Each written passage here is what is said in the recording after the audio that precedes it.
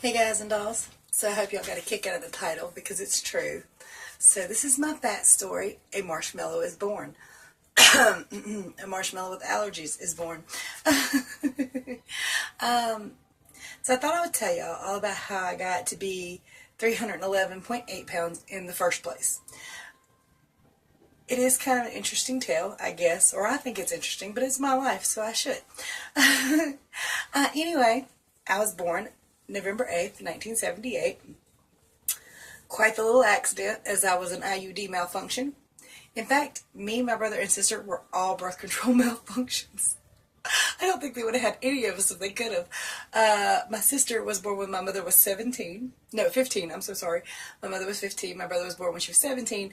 And then they were trying not to have any more. And I came along when she was 26. So, oops. But apparently I was quite the little shocked because I was a little round fat thing that was very, very white and very, very blonde and bald and blonde. So a little backstory on that, because you can't look at me and see it at all, or at least I can't, and I highly doubt anybody else can. My mother is of Native American descent, complete pretty much. Not quite sure what her daddy was, but they thought he was Native American as well. My father is Dutch. My brother and sister have the deep dark olive skin, the brown eyes, the black hair, and, well, again, a marshmallow was born. So, you know. And you can see it on my mother's side very clearly. One of her sisters is a blonde too, but she has the high cheekbones, the really dark skin. And I'm like, I ain't getting none of that. In fact, I go out in the sun, I just get red. So, I mean, it takes me like a month and a half to even get a tan in a tanning bed. And then it has to be very low, otherwise my booty is red. So, I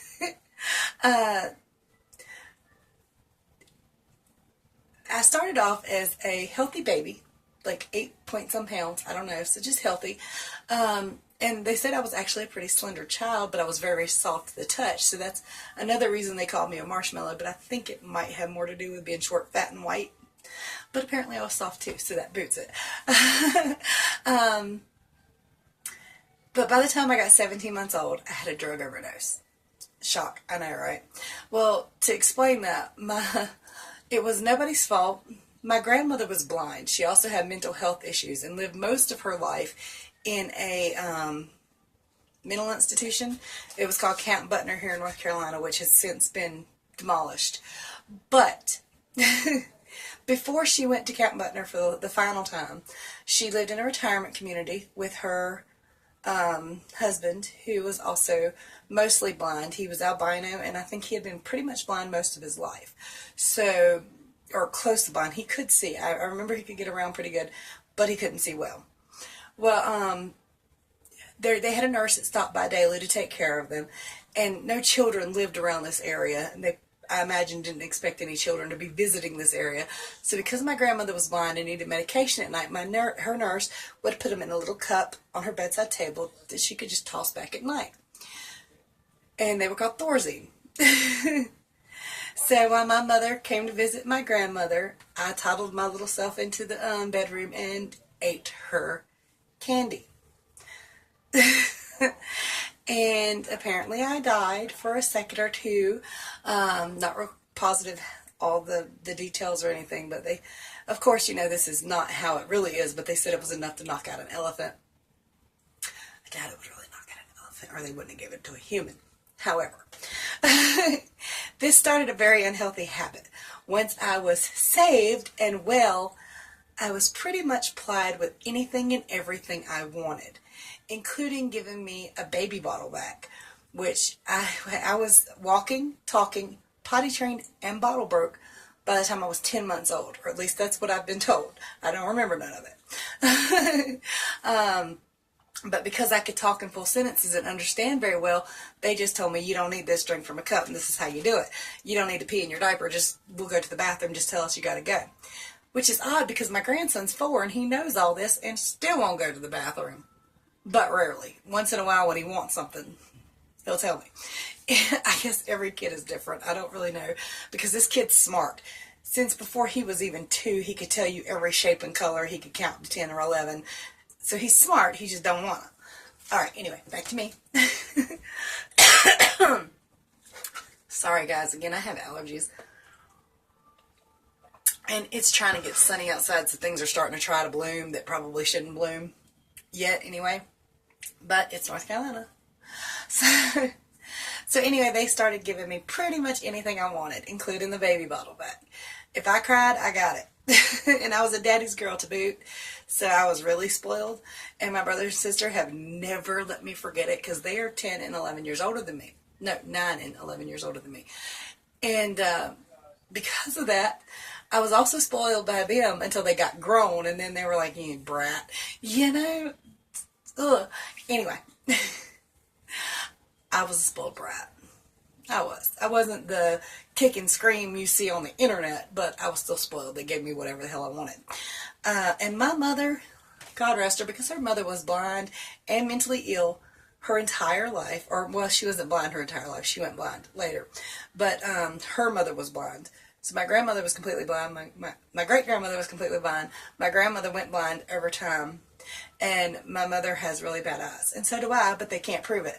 Here's something interesting. I have something, well, my whole family on my mother's side has something called retinitis pigmentosa, which you prove somebody has by the depletion of pigmentation in their eyes. They can't prove that I have retinitis pigmentosa because I don't have enough pigments in my eyes to prove it. Huh. Anyway, and it's kind of funny because she's got the bright blue eyes, which is less pigmentation, or should be, and I have green eyes, so you should be able to see. Let's see if you can see. My eyes should have more pigmentation than hers. My son, however, also has RP. My daughter has RP, and his eyes are bright blue and hers are green, so they can see it in theirs, but not in mine. I don't know. Sorry, that was off topic entirely. Oh my God, I've been talking forever.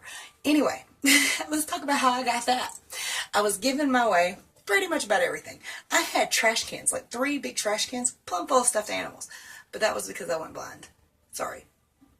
I went blind for about 3 days, couldn't see anything. So my dad just kept bringing me stuffed animals home. My eyesight came back, so it was cool. I'll tell y'all about that if y'all want to hear it. But anyway, spoiled child, whose mother was not raised by her mother and was raised in the foster system.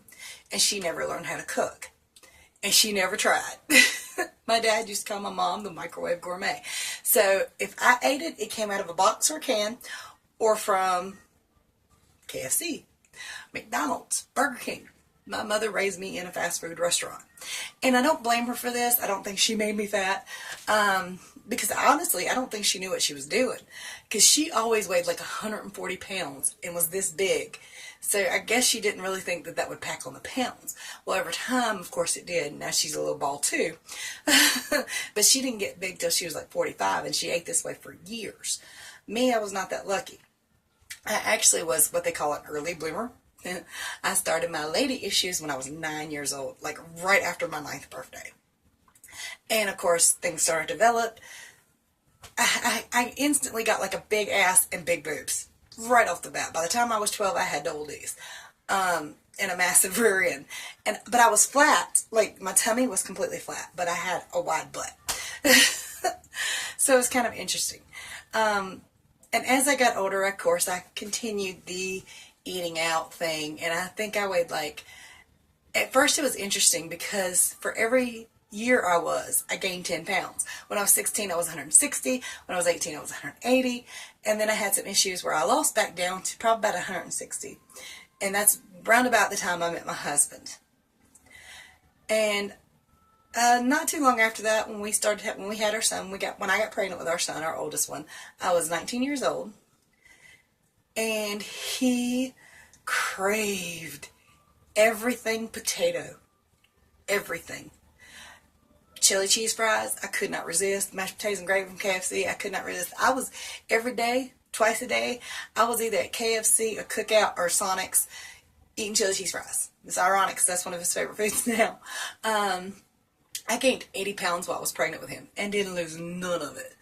And I did actually start working out when he was about 3 months old, or 4 months old, somewhere in there. And I just started going for walks. We had a big park in Greensboro, North Carolina called Battleground Park, and it has this massive walk around. And I would walk that every day. And I lost 15 pounds, and then I found out I was pregnant with my daughter. And for some reason, finding out I was pregnant made me completely quit walking, completely quit trying. So, okay, fine. And while I was pregnant with her, I gained 16 pounds. But the day she was born, I lost like 16 pounds. So virtually she left no impact on my body except for a cesarean scar that's this long and still kind of numb. She's almost 18.